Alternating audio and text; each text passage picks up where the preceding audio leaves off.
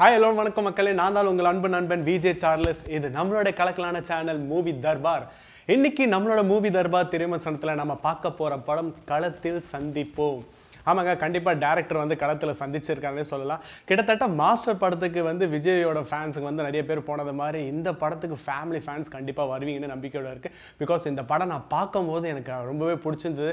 என்னடா களத்தில் சந்திப்போம்ன்ற யார் டேரக்டர் அவரோட தான் ஃபஸ்ட்டு தூண். இந்த படத்தில் தூண் வந்து பார்த்தீங்கன்னா என் ராஜசேகர். ஸோ இவர் இதுக்கு முன்னாடி 2016 ஒரு மாப்பிள்ளை சிங்கம் சொல்லிட்டு விமல் சார் வச்சு ஒரு படம் எடுத்தார். ஸோ அந்த படம் வந்து பார்த்தீங்கன்னா கிட்டத்தட்ட ஒரு காமெடி ஜானரில் ஒரு சூப்பராகவே போயிருக்கும். ஸோ அந்த மாதிரி வந்திருக்க இந்த ஒரு படம் தான். இந்த படமும் வந்து பார்த்தீங்கன்னா நல்ல ஒரு ஃபேமிலி என்டர்டெய்னிங்காக இருக்குது.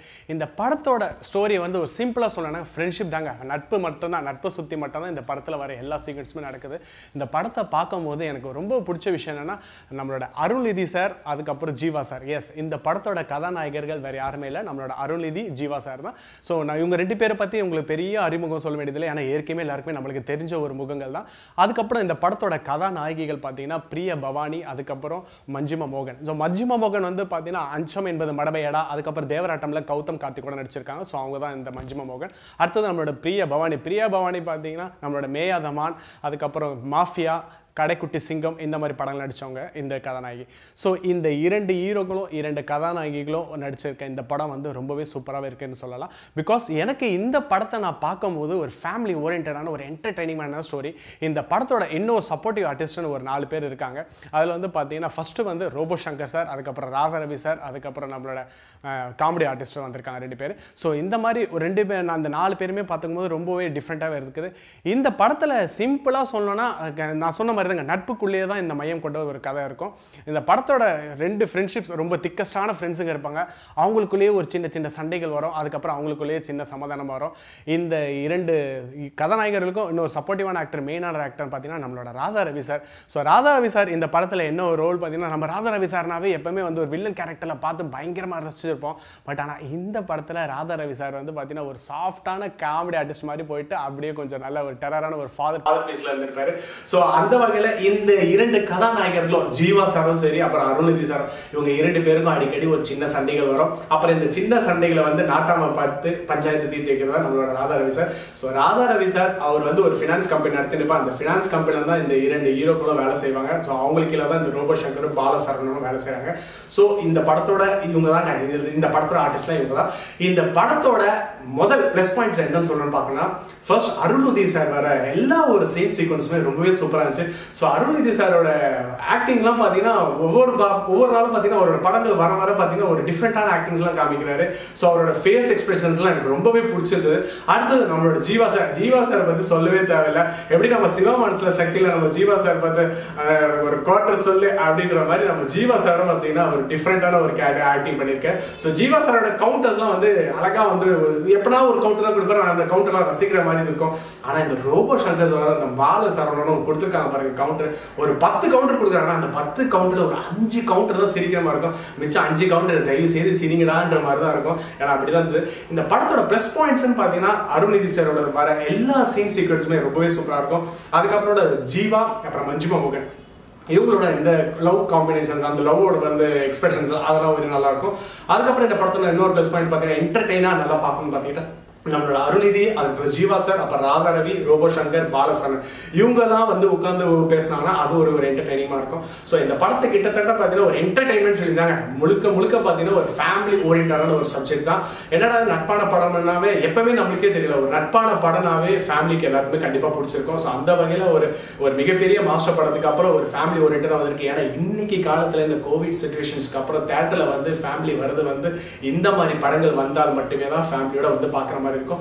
நான் இந்த படத்தை நான் தனியா பார்க்கும்போது ஒரே ஒரு ஃபீல் பண்ணேன், இந்த படத்தை வந்து நம்மளோட ஃப்ரெண்ட்ஸுங்களோட பார்த்துக்கலாமே, நம்ம தனியா வந்துட்டோமேன்னு சொல்லிட்டு கொஞ்சம் லைட்டா ஃபீல் பண்ணேன். பிகாஸ் இந்த ஃப்ரெண்ட்ஷிப்புக்கான ஒரு முக்கியமான ஒரு கதை அம்சம் கொண்ட படம் தான். நான் முழுக்க சொல்லலை, இந்த படத்தை வந்து பார்த்தீங்கன்னா நட்புக்குரிய மட்டும் கதை மட்டும் இல்லைங்க, எல்லாமே இருக்கும். கிட்டத்தட்ட பார்த்தீங்கன்னா இந்த படத்தோட கதை வந்து பார்த்தீங்கன்னா ஏற்கனவே பழைய படம் கதைகள் மாதிரி தான் இருந்தாலும் கொஞ்சம் தூசிகள் தட்டி கொஞ்சம் சூப்பரா செதுக்கியிருக்காங்க சொல்ல டைரக்டர் என் ராஜசேகர் சார். ஸோ என் ராஜசேகர் சார் இதே மாதிரி மேற்கொண்டு வர படங்கள் எல்லா படமே நல்லா சக்சஸ்ஃபுல்லா அமைன்னு பாக்குறேன். இந்த படத்தோட கதைகள் சிம்பிளா சொல்லணும்னு பாத்தீங்கன்னா, நம்மளோட அருள்நிதி சாரோட மாமா பொண்ணு தான் வந்து மஜ்ஜிமா மோகன். ஸோ அவங்க 2 பேருக்குள்ள வந்து கல்யாணம் ஒரு சீக்வன்ஸ் வரும். பட் ஆனா ஜீவா சாரோட விளையாட்டு விஷயங்களால வார்த்தைகளால அவங்க 2 பேருக்கும் வந்து கல்யாணம் ஆகிட்டு சீக்வன்ஸ்ல பிரேக்கப் ஆகிடக்கூடிய சுச்சுவேஷன்ஸ் வரும். அதுக்கப்புறமா வந்துட்டு அவங்க போயிடுவாங்க. அதுக்கப்புறம் அருள்நிதி சார் வந்துட்டு பிரியபவனியை தான் அவங்க லவ் பண்ணியிருப்பாங்க. பிரியபவனியை தான் கல்யாணம் பண்ணி சீக்வன்ஸ் இருக்கும். பட் ஆனால் பிரியபவனியும் அவங்களுக்கு ஒரு கதை அதை சொல்ல விரும்பல. நீங்க படத்தை பார்க்கும்போது உங்களுக்கே பிடிச்சிருக்கும். ஸோ பிரியபவனியும் அவங்க அருள்நிதி சாரும் பிரேக்கப் ஆகிட்டு அவங்களுக்கும் பிரிஞ்சிருப்பாங்க. ஸோ இந்த டைம்ல இந்த மஜ்ஜிமா மோகனுக்கு வந்து ஜீவா சார் மேல ஒரு லவ் வருது. ஏன்னா ஒரு நட்போட ஒரு ஃப்ரெண்டுக்கு வந்து கல்யாணம் பண்ணி வைக்கணும்ன்ற ஒரு சீக்வன்ஸ்ல வந்து இவ்வளவு இன்ட்ரெஸ்டிங்கா இருக்காரு. ஸோ இந்த மாதிரி ஒரு மனிதர் கிடைத்தா நல்லா இருக்குமேன்றாங்க. பிகாஸ் வந்து பார்த்தீங்கன்னா ஜீவா சார் வந்து பார்த்தீங்கன்னா ஒரு சில விஷயம்லாம் வந்துட்டு ரொம்பவே சூப்பராக இருக்கும். ஒரு கோயில் சீக்வன்ஸ் ஒன்று வரும். ஒரு கோயில் படிக்கட்டில் வந்து ஜீவா சார் வந்து நின்றுருப்பேன். இதுக்கு முன்னாடி மஜ்ஜிமா மோகன் வந்து எத்தனையோ ஜீவா சார் அப்ரோச் பண்ணாங்க. ஜீவா சார் கொஞ்சம் கூட ரெஸ்பான்ஸே பண்ணாமல் இருப்பாரு. அதுக்கப்புறம் ஜீவா சார் வந்து மஜ்ஜிமா மோகனுக்கு அந்த கோயில் சீக்வன்ஸுக்காக படிக்கட்டில் இறங்கி வந்துட்டு இருக்கும்போது ஒரு சின்ன சீன்ஸும் வரும். அந்த லவ் அந்த எக்ஸ்பிரஷன்ஸ்லாம் வந்து பார்த்தீங்கன்னா லைட்டாக நம்ம மனசில் அப்படியே சிறகடிக்கிற மாதிரி தான் இருந்தது. ஸோ அந்த மாதிரி எனக்கு தெரிஞ்சு ஒரு சில சீன்ஸ்லாம் வந்து ரொம்ப டச் பண்ணுற மாதிரி இருந்தது. ஸோ அதுக்கப்புறம் இந்த அருள்நிதி சாரும் இந்த பிரியபவனியா சேராங்களா இல்லையா, அதுதான் மெயின் கதை. அப்புறம் இந்த படத்துல கபடியை பத்தி கண்டிப்பா சொல்லணும். இந்த படத்துல ஸ்டார்டிங்ல வந்து ஒரு கபடி சீன்ஸ் வருது. ஸோ அதே மாதிரி இந்த படத்தோட எண்டிங்ல கபடி சீன்ஸ் வருது. ஸோ அதுக்காக நீங்க நினைச்சிடாதீங்க என்னடா கபடின உடனே இது ஃபுல்லா வந்து ஸ்போர்ட்ஸ் ஜானர் உள்ள படமானா கண்டிப்பா அப்படிலாம் இல்லைங்க. ஒரு குடும்ப அம்சம் உள்ள, ஒரு நட்பு உள்ள, ஒரு விளையாட்டு உள்ள எல்லாமே சேர்ந்திருக்க படம் தான். நான் தான் சொன்னேன், முழுக்க இந்த படம் ஒரு கமர்ஷியல் ஃபிலிம் தான். ஸோ உங்களோட ஃபேமிலியோட இந்த படத்தை நீங்கள் போய் பார்த்து ரசிக்கணும்னா கண்டிப்பாக தேட்டரில் மட்டும் போய் பாருங்கள். ஏன்னா ஒவ்வொரு படமும் திரைப்பட தயாரிப்பாளர்கள் எடுக்கிறது வந்து சாதாரண விஷயம் இல்லைங்க. ரொம்பவே வந்து என்ன சொல்கிறது, ஒரு கருவிலேருந்து ஒரு குழந்தை வர்றதுக்கு சமம் தான். ஸோ அந்த மாதிரி இந்த படத்தை வந்து நம்ம தேட்டரில் பார்க்கும்போது மட்டும்தான் எல்லா படத்தோட ரசனை நமக்கு ரொம்பவே தெரியும். என்னை பொறுத்த வரைக்கும் இந்த படத்துக்கு நான் மார்க்கெல்லாம் எதுவுமே சொல்ல விரும்பிக்கல. ஏன்னா பிகாஸ் வந்து பார்த்தீங்கன்னா இந்த படத்தை எந்த மார்க்குள்ளேயும் கட்டாயப்படுத்தல. ஏன்னா அருள்நிதி சாரும் ஜீவாவும் அதுக்கப்புறம் மஜ்ஜிமா மோகன், பிரியபவனி இதெல்லாம் வந்து ஒரு புதுசாக ஒரு டிஃப்ரெண்டான ஒரு காம்போ நம்ம பார்க்கும்போது தெரியுது. இன்னொன்று இந்த மாதிரி சொல்ல மாட்டேன். கண்டிப்பா இந்த படத்தோட ப்ரொடியூசர் யார் தெரியுமா? நம்மளோட ஆர்பி சௌத்ரி. ஆர்பி சௌத்ரிக்கு நீண்ட நாட்களுக்கு பிறகு ஒரு படம் வந்திருக்கு. ஆர்பி சௌத்ரி வேற யாருமே இல்லை, நம்மளோட ஜீவா கதாநாயகன் அவரோட தந்தையானதான் ஆர்பி சௌத்ரி, உங்களுக்கே தெரியும். ஸோ இந்த படத்தோட ஆர்பி சௌத்ரி மகனான ஜீவா தான் இந்த படத்துல ஒரு முக்கியத்துவம் கொடுக்கணுன்ற மாதிரிலாம் இல்லைங்க. ஜீவா சார் வந்து பார்த்தீங்கன்னா ரொம்ப பெருந்தன்மையா இருக்கு. பிகாஸ் அருள்நிதி சார் வந்து பார்த்தீங்கன்னா ஒவ்வொரு சீன் சீக்வன்ஸ்லும் பார்த்தீங்கன்னா ஜீவா சார் இப்படி வருவாரான்னு நினைப்போம். பார்த்தா அந்த சீன்ஸ்லாம் பார்த்தீங்கன்னா அருள்நிதி சார் தான் வந்திருக்காரு. கிட்டத்தட்ட ஒரு ஃபைட் ஷோஸ்லாம் வரும். அந்த ஃபைட் சீக்வன்ஸ் எல்லாம் வரும்போது பார்த்தீங்கன்னா எப்பவாச்சும் நம்ம ஜீவா சார் சண்டை போடுவாரான்னு பார்ப்போம். ஆனால் கடைசி வரைக்கும் ஜீவா சார் சண்டை போட மாட்டேன். ஜீவா சார் ஓரமாக ஒரு டீ கடை நின்று பார்த்துக்க நீ போட்டுக்கடா அப்படின்னு சொல்லிட்டு அவர் ஓரமாக நின்றுட்டு வேடிக்கை பார்த்துட்டு இருப்பேன். ஸோ அதெல்லாம் கொஞ்சம் லைட் முகம் சொல்லிக்கிற மாதிரி இருந்தாலும் ஜீவா சாரோட பெருந்தன்மையை நல்லாவே காமிச்சிருக்கு இந்த படத்தில் சொல்லலாம். அருள்நிதி சார் கண்டிப்பா அவரோட லாஸ்டா நம்மளுக்கு ரசிச்ச படம் பார்த்தீங்கன்னா நிறைய படங்கள் இருக்கு. இதுல குறிப்பா சொன்னா டிமாண்டி காலையெல்லாம் பார்த்தீங்கன்னா அவரோட எக்ஸ்பிரஷன்ஸ் ரொம்ப சூப்பரா இருக்கும். ஸோ அந்த வகையில் அருள்நிதி சார் வந்து இந்த படத்துலையும் எக்ஸ்பிரஷன்ஸ்லாம் ரொம்பவே சூப்பராகவே கொடுத்துருக்காரு. ஸோ இந்த படத்தில் வந்து எல்லாமே ஒரு ரொம்பவே என்டர்டைன்மெண்ட்டாக இருக்கும். அப்புறம் நம்மளோட காமெடி ரோல்ஸ், காமெடி பற்றி சொல்லாமல் இருக்கவே முடியாது. நம்மளோட காமெடி வந்து பார்த்தீங்கன்னா ரோபோ சங்கர், பாலசரவணன். ஸோ இந்த 2 காமெடிகளும் வந்து பார்த்தீங்கன்னா இப்போ தான் புதுசாக ஒரு காம்போ மாதிரி சேர்ந்து பண்ணியிருக்காங்க. ஒரு சில கவுண்டர்ஸ்லாம் வந்து பார்த்தீங்கன்னா ஓகே ரசிக்கிற மாதிரி இருக்கடான்னு சொல்லிட்டு ஒரு சாட்டிஸ்ஃபேக்ஷனோட இருக்கலாம். பட் ஒரு சில சீன்ஸ்லாம் வந்துட்டு பார்த்தீங்கன்னா எங்களுக்காக வச்சு சிரிக்கிறான்ற வந்து ரோபோ சங்கர் சார்லாம் சொல்கிற மாதிரி இருக்கு. பாலசரவணன் சார் அவரோட பகுதிகள் வந்து அந்த கவுண்டர்லாம் வந்து ரொம்பவே சூப்பராக கொடுத்துருக்காங்க. ராதா ரவி சார் சீக்வன்ஸும் ரொம்பவே சூப்பராக இருக்கு.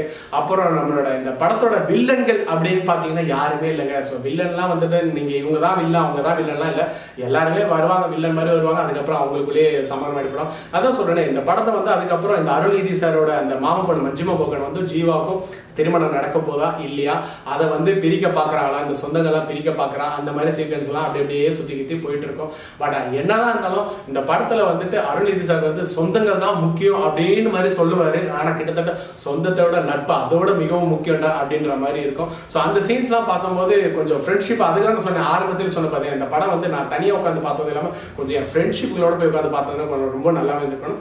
ஸோ அந்த மாதிரி ஒரு நட்பு ரீதியான படம் தான். இந்த படத்துக்கு எனக்கு தெரிஞ்சிருக்க நான் மார்க்கு சொன்ன மாதிரி தாங்க, எந்த மார்க்குமே குறிப்பிட விரும்பல. ஏன்னா முழுக்க முழுக்க கோவிட் சிச்சுவேஷன்ல ரொம்ப நாள் கழிச்சு வந்திருக்க ஒரு குடும்ப திரைப்படம். இந்த குடும்ப திரைப்படத்தை நீங்க உங்க ஃபேமிலியோட போயிட்டு தரமா என்ஜாய் பண்ணுவீங்க. கண்டிப்பா எனக்கு அந்த நம்பிக்கை இருக்கு. நீங்க தியேட்டர் விட்டுட்டு வரும்போது அப்பா ஒரு 2.25 மணி நேரம் நல்ல ஒரு சிரிச்சா உண்டா, நம்ம ஒரு நல்ல ஒரு என்டர்டைன்மெண்டா இருந்ததுன்னு கண்டிப்பா சொல்லுங்க. இந்த படத்தோட மைனஸ்ன்னு பாத்தீங்கன்னா அந்த படத்தோட ஃபர்ஸ்ட் ஹாஃப் தாங்க. ஃபர்ஸ்ட் ஹாஃப்லாம் பாத்தீங்கன்னா நான் அப்படியே ரொம்ப இன்ட்ரெஸ்டா உட்காந்து பார்த்துட்டு இருக்கேன். என் பக்கத்துல உட்காந்துருக்க ஒருத்தர் ரொம்ப நேரமா செல்போன்ல சாட் பண்ணிட்டே இருக்காரு. நான் என்ன நினைச்சேன், அவரு பாவம் அவருக்கு ஏதோ ப்ராப்ளம் இருந்துச்சு. கடைசியில பார்த்தா கொஞ்சம் எட்டி பார்த்தா நிறைய பேருமே பாத்தீங்கன்னா படத்தை வந்து ஃபர்ஸ்ட் ஹாஃப் வந்து ஏனோ தாங்கன்ற மாதிரி தான் இருக்கும். பட் ஆனால் செகண்ட் ஹாஃப் வந்து டைரக்டர் என் ராஜசேகர் எல்லாரும் தட்டி எழுப்பிட்டாரோ என் படத்தை பாருங்க, இதெல்லாம் இனிமேட்டு சூப்பரா இருக்கணும். ஸோ செகண்ட் ஹாஃப்லாம் வந்து பாத்தீங்கன்னா உங்களுக்கு ரொம்பவே சூப்பரா இருக்கும். So first half second half ரொம்பவே வேரியேஷன் இருக்கும். எல்லா படம் மாதிரி தான் இந்த படமும் வந்திருக்குன்னு சொல்லலாம். பட் ஆனால் இந்த படத்தில் என் ராஜசேகர் சாரோ, மற்றவங்களோட ஜீவா சாரோ, அருணிதி, மஞ்சிமா மோகன், ராதாரவி சார், ரோபோ சங்கர், பாலசரவணன், இந்த மாதிரி எல்லாரோட இன்புட்டும் வந்து ரொம்பவே தெரியுது. ஸோ இந்த படத்தை தரமாக போய் பார்க்கலாம், குடும்பத்தோட ரசிக்க வேண்டிய படம் தான். இந்த படத்தை நான் இந்த மார்க்குக்கும் சொல்லபடி நான் விரும்பலை. ஸோ இந்த படம் 10க்கு 10ன்னு சொல்ல மாட்டேன், 10க்கு ஒரு தரமான படமே சொல்லலாம். இந்த படத்தை உங்களுக்கு தேட்டர் மட்டும் பாருங்க. நம்மளோட சேனலை மீண்டும் இதே போல அடுத்த ஒரு திரைமசனத்தில் சந்திக்கலாம். நம்மளோட மூவி தர்பார் சேனலுக்கு நீங்க சப்ஸ்கிரைப் பண்ணுங்க, பெல் ஐகானை கிளிக் பண்ணுங்க. அப்பதான் எங்களோட உழைப்புகளும் வீணாகாம உங்களோட கடும் ஆதரவும் எங்களுக்கு ரொம்பவே தரும். நான் உங்களிடமிருந்து விடைபெறுவது உங்கள் அன்பு நண்பன் விஜய் சார்லஸ்.